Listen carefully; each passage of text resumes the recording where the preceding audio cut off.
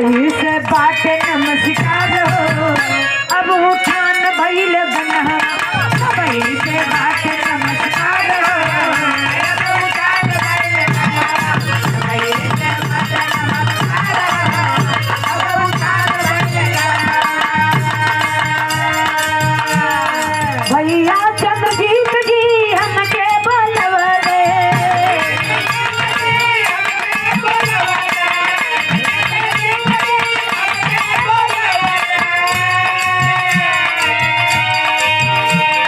हमके बोला के ऊ बिरहा गवले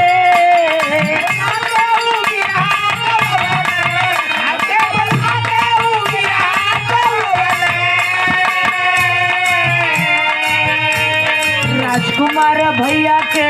परिणाम हो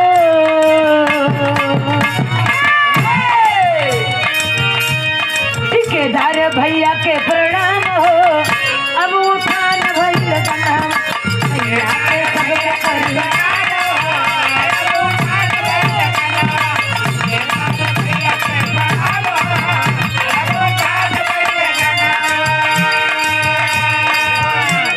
सुखी रह तोहर खानदान हो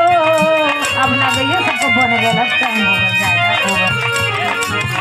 सुखी रह सबका खानदान हो अब उठान भइल गन्हा